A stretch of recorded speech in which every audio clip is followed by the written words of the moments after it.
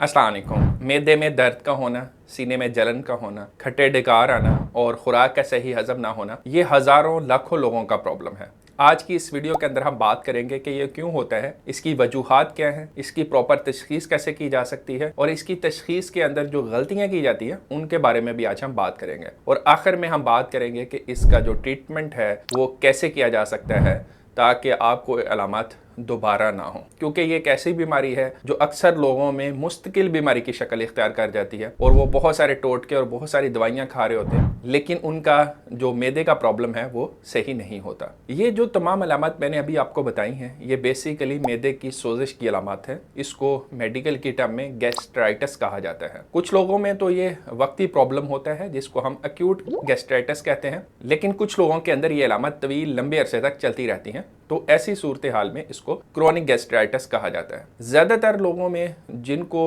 मैदे की तकालीफ का सामना होता है उनके अंदर क्रोनिक गैस्ट्राइटिस का ही प्रॉब्लम होता है। अगर हम वजूहात की बात करें तो उसमें जो सबसे बड़ी वजह तो एच पाइलोरी बैक्टीरिया की इन्फेक्शन है। उसकी वजह से फिर हमारे मैदे की जो लाइनिंग है वो डिस्टर्ब हो जाती है, उससे फिर मैदे की सोजश हो जाती है। दूसरी जो बड़ी वजह है वो हमारा पुअर ओरल इनटेक है कि हम जो खुराक खा रहे होते हैं वो उसके अंदर बहुत ज़्यादा स्पाइसेस या बहुत ज़्यादा चिकनाई हो या गैर मेयारी घी के अंदर खाने बनाए जाएँ, तो उसकी वजह से भी फिर जो मैदे की लाइनिंग है वो डिस्टर्ब होती है, उससे भी फिर मैदे की सोजश हो जाती है। कुछ लोग दर्द की दवाइयाँ इस्तेमाल करते रहते हैं, उनको जोड़ों के मसाइल हैं या किसी और वजह से, कमर दर्द की वजह से वो दर्द की दवाइयां इस्तेमाल करते हैं। इन दवाइयों में ज़्यादातर एनसेड्स होते हैं जो कि सोजश को कम करने वाली दवाइयां हैं, लेकिन अगर ये दवाइयां लंबा अरसा तक इस्तेमाल करें तो उससे फिर मैदे की सोजश हो सकती है। तीसरी जो अहम रीज़न है जो कि बहुत ही अंडर डायग्नोज्ड रहती है वो ऑटोइम्यून डिजीज है। कुछ ऐसी कंडीशंस हैं जिसके अंदर एक एसोसिएटेड सिम्टम के तौर पर मैदे की सोजश भी होती है। उसमें और भी मुख्तलिफ अलामात होती हैं, लेकिन उन अलामात के साथ मैदे की सोजश का भी प्रॉब्लम होता है, जैसे कि SLE है या जिन लोगों को हाशिमोटोस थायराइडाइटिस है, यानी जो आपका गिल्लड़ है उसकी सोजश की वजह से, या फिर शुगर है जिन लोगों को, उनके अंदर भी ऑटोइम्यून गैस्ट्राइटिस हो सकता है। तो ये कॉमन रीजंस हैं जिनकी वजह से लोगों को मैदे की सोजश का सामना होता है। अब बात करते हैं कि इसको तशखीस करने का सही तरीका क्या है। हमारे यहाँ बहुत ही कॉमन मिस्टेक किया जाता है कि मैदे में अगर दर्द हो, जलन हो, तो ऐसी सूरत में अल्ट्रासाउंड डॉक्टर्स भी एडवाइस कर देते हैं और पेशेंट भी खुद से अल्ट्रासाउंड करवाने चले जाते हैं। लेकिन जो अल्ट्रासाउंड है उसके अंदर आपका मैदा तो नज़र ही नहीं आता। उसकी दो वजूहात हैं। एक तो मैदा जो है वो ऐसी जगह पे मौजूद है कि ये बहुत ही आपके जो बॉडी का स्ट्रक्चर है उसमें डीप पड़ा हुआ है, तो जो अल्ट्रासाउंड की रेज होती हैं वो मैदे तक पहुंचती नहीं है। दूसरा, मैदे के अंदर गैस होती है, इस वजह से भी जो मैदे के स्ट्रक्चर्स होते हैं उनको विजुलाइज करने में प्रॉब्लम होता है। तो जो लोग मैदे की सोजश को चेक करने के लिए अल्ट्रासाउंड करवाते हैं तो इस टेस्ट का बिल्कुल भी कोई फायदा नहीं है। अक्सर डॉक्टर्स ये टेस्ट करके एंड पे लिख देते हैं रूल आउट गैस्ट्राइटिस क्लिनिकली, यानी आप मरीज से हिस्ट्री ले लें, अगर उसको मैदे के अंदर दर्द, जलन का एहसास हो रहा है तो हो सकता है कि इसको गैस्ट्राइटिस हो, लेकिन कभी भी किसी भी जो अल्ट्रासाउंड की रिपोर्ट है उसके ऊपर आपके मैदे की जो स्ट्रक्चर है उसके बारे में कोई भी कमेंट्स नहीं होते। तो अक्सर लोग ये कहते हैं जी कि हमने अल्ट्रासाउंड करवाया था और उसमें हमें मैदे की सोजिश आई है, जबकि डॉक्टर ने जो अल्ट्रासाउंड किया है उसमें तो मैदा उसे नज़र ही नहीं आ रहा होता। तो इसलिए खुदारा जिन लोगों को मैदे के मसाइल का प्रॉब्लम है वो अल्ट्रासाउंड करवाना अपना बंद कर दें। इसके अलावा एक और जो बड़ी रीज़न है मैदे की सोजश की वो एच पाइलोरी है। उसके लिए भी मैं पहले भी बता चुका हूँ कि उसके लिए भी ब्लड का टेस्ट अक्सर डॉक्टर्स भी रिकमेंड कर देते हैं, जो कि एक बिल्कुल नॉन ऑथेंटिक किस्म का टेस्ट है।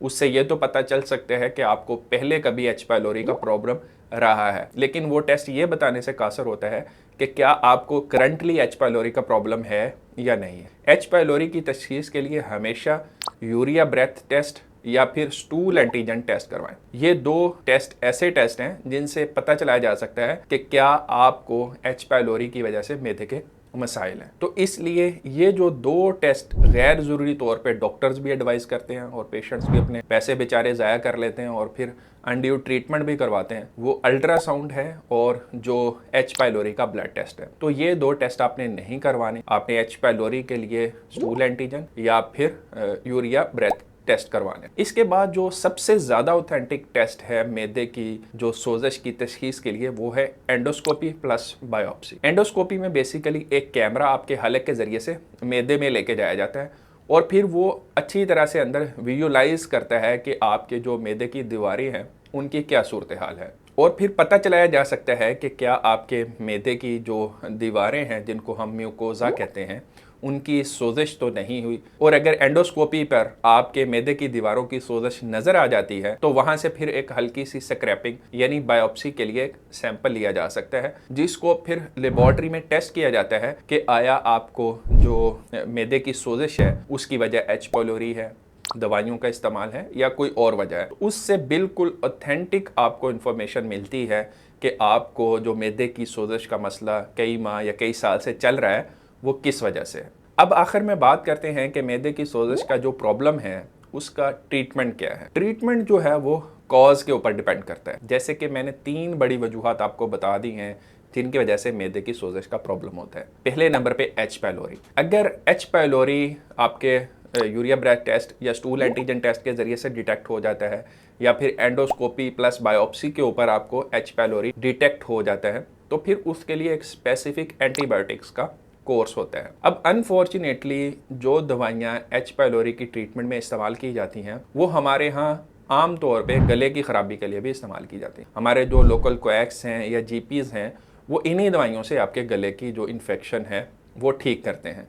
अब ज़्यादातर लोगों में वायरल इन्फेक्शन होती है, उन्हें एंटीबायोटिक्स की भी ज़रूरत नहीं होती लेकिन वो ये एंटीबायोटिक्स खा रहे होते हैं। इस वजह से उन लोगों में इन दवाइयों के ख़िलाफ़ मज़ाहमत या रेजिस्टेंस पैदा हो जाती है। अब जब वो एच पायलोरी का ट्रीटमेंट करवाते हैं और ये वाली मेडिसिन खाते हैं तो ये दवाई उनके ऊपर बिल्कुल भी असर नहीं करती, जिसकी वजह से फिर वो कहते हैं कि हमने एच पायलोरी का ट्रीटमेंट करवा लिया लेकिन फिर भी हमारे मैदे की सोजिश तो ठीक नहीं हुई। अब करना क्या होता है कि जब भी आप एच पायलोरी का ट्रीटमेंट करवा लेते हैं तो 1 से 1.5 माह के बाद आपने एच पायलोरी को दोबारा से टेस्ट करना होता है कि आपने जो दवाई खाई है उससे आपका एच पायलोरी का जो इरेडिकेशन है वो हुई है या नहीं हुई। अगर आपके दवाइयाँ खाने के बावजूद भी एच पायलोरी दोबारा से डिटेक्ट हो जाता है तो फिर आपको एक नई रेजीम, एक नई ट्रीटमेंट की ज़रूरत होती है। ये तो बात होगी एच पायलोरी इन्फेक्शन के बारे में। दूसरे नंबर पे जो मैंने बताया था ओरल इनटेक के हवाले से, उसमें तो सारे का सारा आपके अपने ऊपर डिपेंड करता है। अगर आप